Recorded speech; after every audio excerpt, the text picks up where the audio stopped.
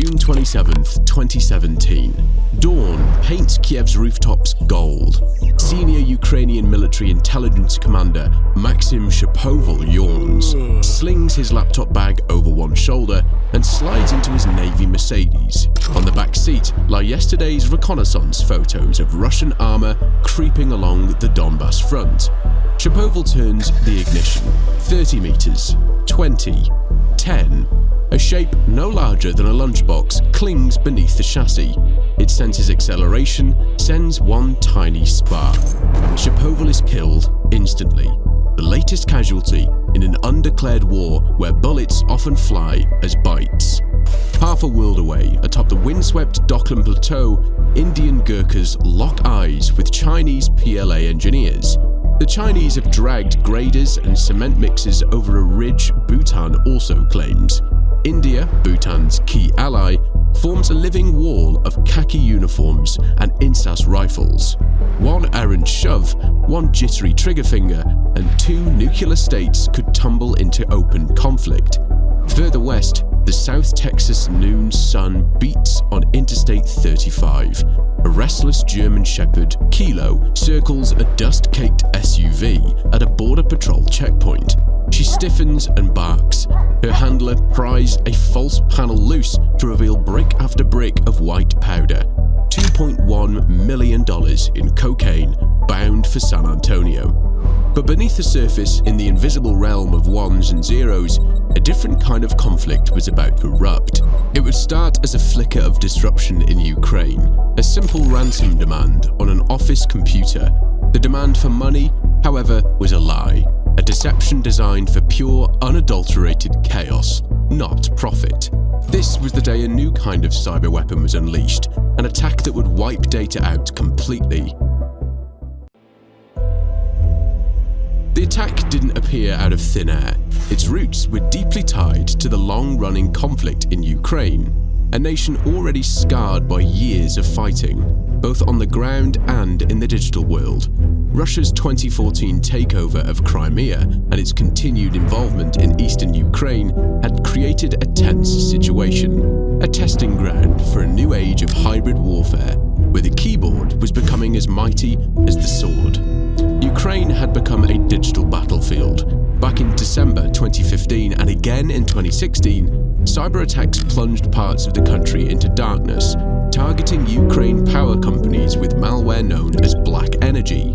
The lights went out, but a message was sent. The group behind these bold attacks, a shadowy group cybersecurity experts would come to know as Sandworm, later linked to Russia's military intelligence agency, the GRU.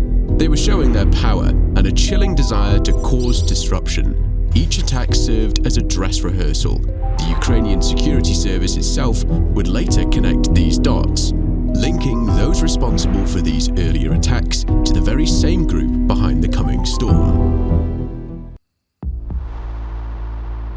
To go from targeted blackouts to a global financial meltdown, the attackers needed an inside man, or in this case, an inside program. The creators of this new weapon engineered a brilliant move of supply chain warfare. Their target? A Ukrainian accounting software called M.E.Doc. In Ukraine, M.E.Doc was practically required. It's estimated that a staggering 80 to 90% of Ukrainian businesses, around 400,000 customers, used it for tax filing.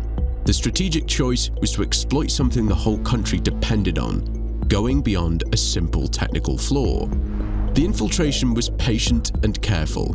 Attackers reportedly got into the network of M.E.Doc's developer, Intellect Service, by stealing an employee's password and using a server that hadn't been updated in 4 years.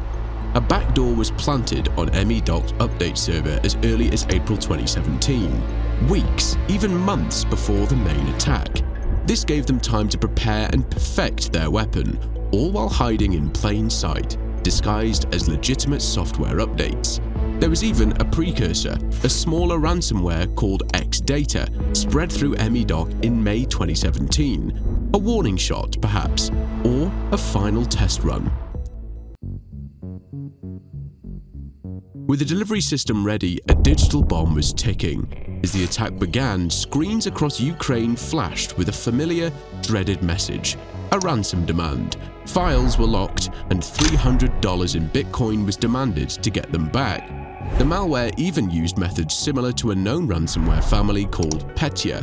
Early reports all screamed the same thing: Petya variant. Inside the global research labs of cybersecurity firms like Kaspersky, the morning was an explosion of digital noise. Alerts poured in from Ukraine. At first glance, it all looked familiar, but as analysts dug into the code, something felt wrong.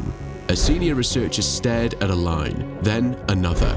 The encryption was there, yes, but the part of the code that should have stored the victim's unique key for later recovery, it was a dead end. The key was generated and then effectively thrown into a digital furnace. The realization spread through the lab like a chill. There was no way to get the data back, even if the ransom was paid. One of the analysts shook his head. "This isn't Petya," he typed into the shared channel. The team needed a name to warn the world, to stop people from paying a pointless ransom. They settled on a simple, urgent distinction: NotPetya.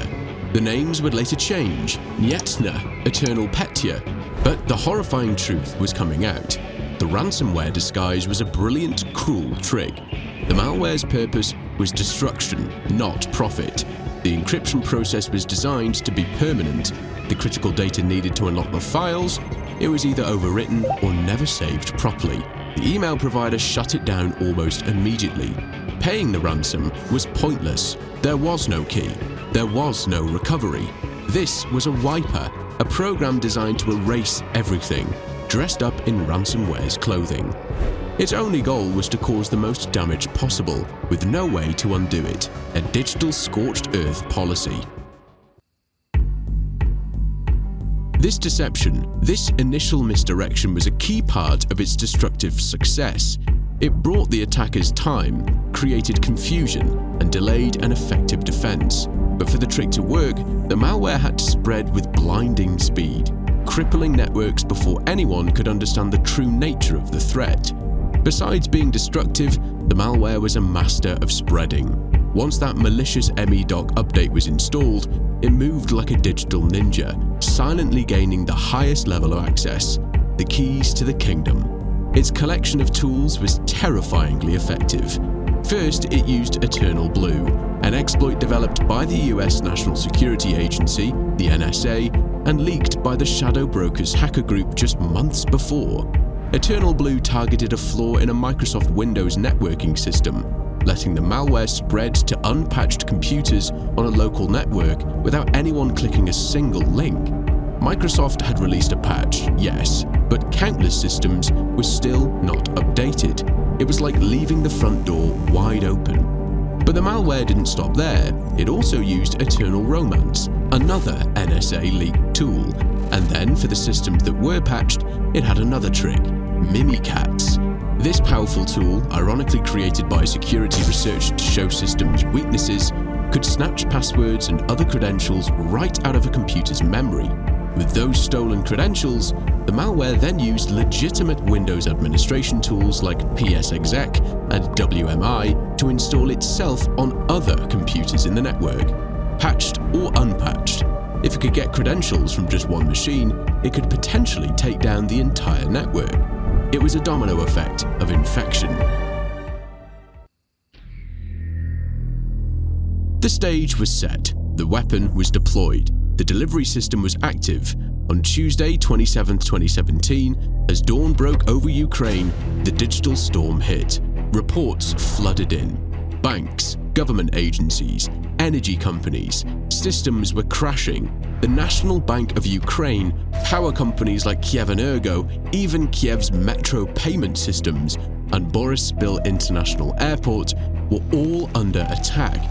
The ransom notes appeared, demanding that impossible $300. Most chillingly, the radiation monitoring system at the Chernobyl nuclear power plant was forced offline. Staff had to switch to manual monitoring. The attack was timed with brutal precision. The eve of Ukraine's Constitution Day, a national holiday. Maximum disruption, maximum psychological impact. Within hours, the infection escaped. multinational corporations with operations in Ukraine became unknowing carriers, shipping giant A.P. Moller-Maersk in Denmark, advertising behemoth WPP in the UK, pharmaceutical titan Merck & Co. in the US, global law firm DLA Piper. Their systems blinked out the same ransom notes, the same impossible demands. Employees watched, helpless as their digital worlds crumbled. Some reports suggest deadlines of less than an hour before the malware would force a reboot and the final destructive overwrite would begin. The full scale of the attack became horrifyingly clear. It was spreading at an estimated 10,000 computers per hour. Companies worldwide began emergency shutdowns, pulling plugs, disconnecting networks, desperately trying to stop the damage. By June 28th, while Ukraine claimed the attacks were halted within its borders, the global fallout was just beginning. The world watched as titans of industry were brought to their knees by an enemy they couldn't see. The immediate chaos was one thing, the final damage was another. The digital dust began to settle, revealing a landscape of economic ruin. The White House would later put a number on it. The attack caused global damages of more than $10 billion. One of the most financially destructive cyber attacks in history. But even that staggering figure doesn't tell the whole story. There were the hidden costs, lost future business, damage to reputations, and delayed projects. FedEx, for instance, saw the cost of merging with its newly acquired company TNT Express swell because of the destruction. The stories of the corporate giants that stumbled paint a vivid picture of the devastation. At A.P. Moller-Maersk, the world's largest shipping company, the entire IT system shut down. 76 port terminals across the globe were paralyzed. In a heroic 10-day scramble, the company had to reinstall 4,000 servers and 45,000 PCs. Their saving grace, in a stunning stroke of luck, was a single domain controller in Ghana that happened to be offline during the attack. The total loss was estimated between $200 and $300 million, and a full recovery took months. At the pharmaceutical titan Merck & Co., global manufacturing, research and sales were crippled. Production of the Gardasil 9 HPV vaccine came to a halt, forcing them to borrow from the CDC stockpile. 70,000 employees were affected, and the final bill came to a staggering $870 million. For FedEx, the attack on the subsidiary TNT Express caused significant and permanent system damage, disrupting worldwide operations and delaying packages for weeks. The cost was estimated at $300 million, and the list went on. Saint-Gobain, WPP, Reckitt Benckiser, and Mondelez International all reported hundreds of millions in losses or severe disruptions. The recovery became a story of brute force and desperation.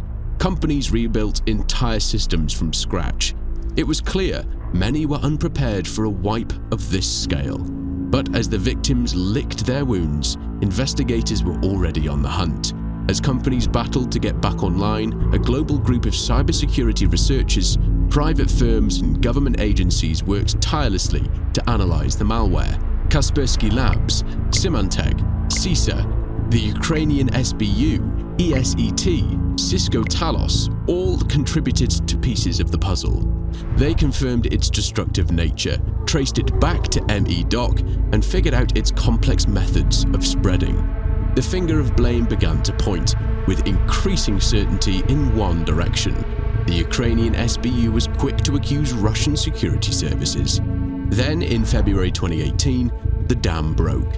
The White House, the UK's National Cybersecurity Centre, and other allied nations publicly and strongly blamed the NotPetya attack on the Russian military, specifically the GRU and its elite cyber warfare unit, Unit 74455. You know them by their other name, Sandworm, the same group linked to the Ukrainian power grid attacks. Russia, as expected, denied any involvement, calling the accusations groundless and part of a Russophobic campaign. But the evidence and the agreement among the Western intelligence was strong. The CIA had reportedly already determined the GRU was responsible. Then came a major legal step.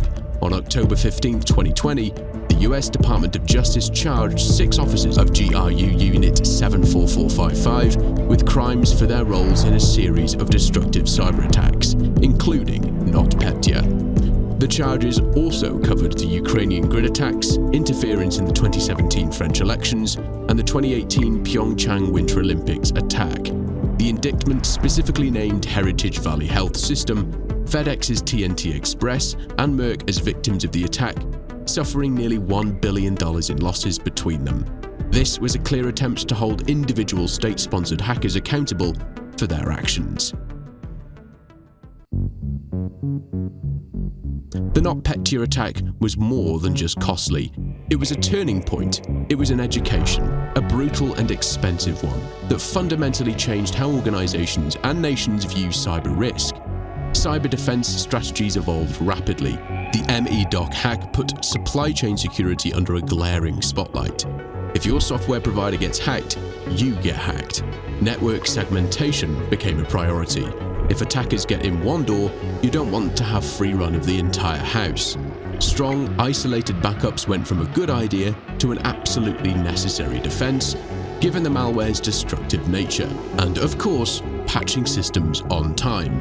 EternalBlue was a known weakness that had a fix available for months.